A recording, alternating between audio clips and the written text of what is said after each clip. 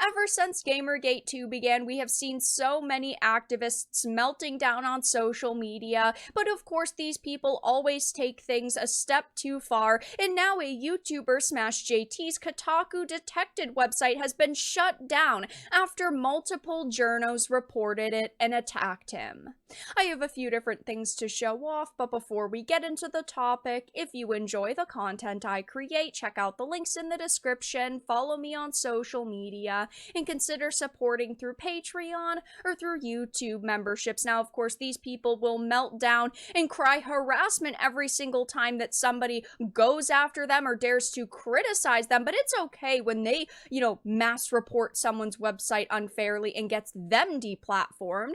This is a That Park Place article. It says YouTuber SmashJT reports his website, which featured a Kotaku Detected list, was shut down after a coordinated campaign was organized by the Second Wind editor-in-chief Nick Calandra. And I recently had to talk about Nick because he actually doxed Grums, aka Mark Kern. This person has absolutely no care in the world about anybody but himself. He's fine with deplatforming people he does not like, just like most of the activists in the video game industry. It says he had a page on his website titled Kotaku Detected that he described as a comprehensive directory of individuals who work or have worked at Kotaku. Yeah, I mean, it's not like it was filled with people's private information or anything like that. It's not like he linked to their family's social media accounts or anything like that. None of these activists want to hold Alyssa Mercante, responsible for messaging SmashJT's wife and then boasting about it on social media, but it's not okay that he simply makes a list about articles and tweets that are public about their job and what they're doing for work, even though we all know that this is clearly a desperate attempt to stay relevant, so they need to try to silence all of their critics.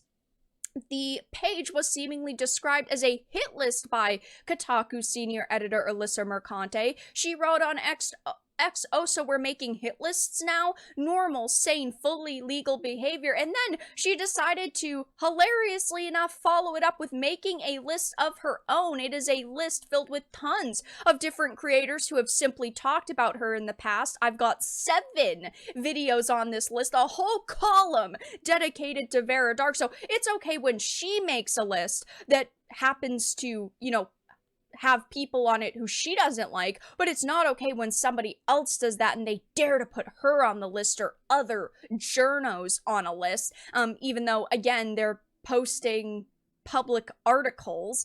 It says, though, ironically, the description came in the wake of her, sharing her own spreadsheet of various YouTubers who have dared to cover her Kotaku articles and her awful behavior on social media. And now this has happened. As you can see, if you go to smashjt.com, it says, looks like this domain isn't connected to a website yet, and it doesn't sound like SmashJT has heard back, but I mean, one would assume they're just going to say that he, of course, broke their terms of service. Unfortunately, WIX is to not be trusted. As you can see, this is part of their, terms of service. You agree and undertake not to, and it says submit, transmit, or display any user content or licensed content in a context which may be deemed as defamatory, obscene, harassing, threatening, abusive, racist, offensive, or otherwise shows any person, entity, or brand in a bad or disparaging light without their prior explicit approval. So if I want to say you're a terrible person, I need your approval, which is ridiculous. And even if this website gets put back up relatively quickly, it doesn't erase the fact that it happened and could happen again at any point in time. And of course, you have people like Nick praising the situation, but also Alyssa Mercante. She tweeted, "Oop, website not detected." Huge shout out to Nick, who reached out to WIX about the site and consistently followed up. Clearly, they agree he was engaging in targeted harassment amongst other things. So, Alyssa put my name on a list. Am I sitting here crying harassment? No, she doesn't like me and my content, and that's perfectly fine. But at the end of the day, it's still her putting my name on a list. Should I go to Twitter/X and demand they, remove her account? Absolutely not, because I am not about that, and I've never said that about even the lunatics like her on social media, and that means that SmashJT's website should not have gotten taken down either. It's completely unfair, but of course for people like Alyssa, it's rules for thee, but not for me. It's okay when she does something, but it's not okay when somebody else does something.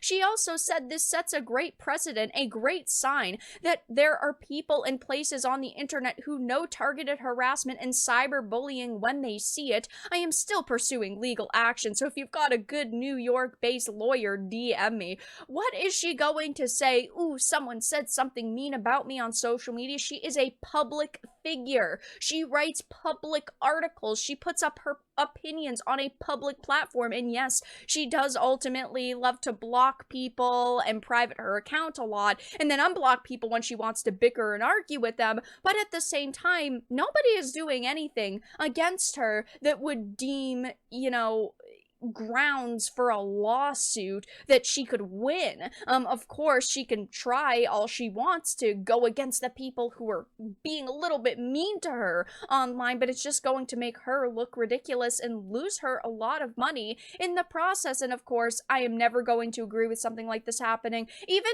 a few weeks ago, when Alyssa said that she had gotten doxxed, and her family was being harassed in some way, even though of course we didn't see it, let's just say we believe her, there were people like me and also like Smash coming out and saying this is not acceptable behavior even if you hate her. But again, we defended her, but she would never defend people like us simply because we talk about her on the internet. And even though she says she's not, someone who wants to be part of the culture war, she seems to be sticking her nose into a lot of these situations. And Nick also had called for people to continue to go after our funding sources, saying these guys will never stop unless you go after their funding sources. If you follow me and see what's happening here, I'm asking you to help me stop this before someone gets hurt, not making jokes about it, not dunking on them. It needs to be reported. So he is vowing that he is not going to stop attacking content creators and trying to get all of us deplatformed until we have done what he wants, which is apologize and, try to right our wrongs, even though we have done absolutely nothing wrong.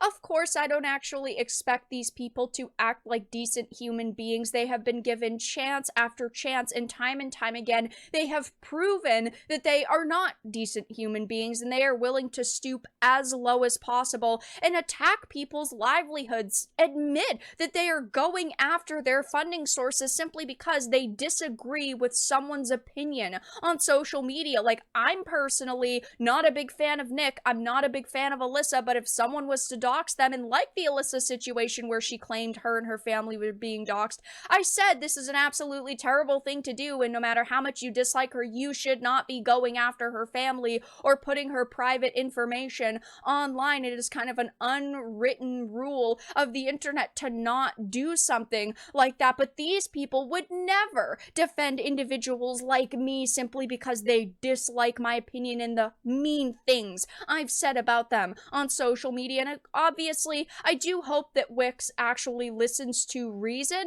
and they do put this website back up. But again, even if it gets put back up, it doesn't change the fact that it happened, and it could happen again at any point in time. So I will be keeping my eye on this situation. I'm sure there are going to be other activists praising WIX and praising this deplatforming happening. Only time will tell. I will be keeping my eye on it, but at this point in time, the website is not back up. It doesn't seem right now that they are planning to do so, or that they've really actually been communicating with SmashJT, which definitely is not a positive thing to hear about. But that's all that I really had to discuss in this video. Let everyone know your thoughts in the comments down below. If you enjoyed this, give it a like, and if you didn't, give it a dislike. I appreciate your support either way, but I will talk to you all again in the next video really soon.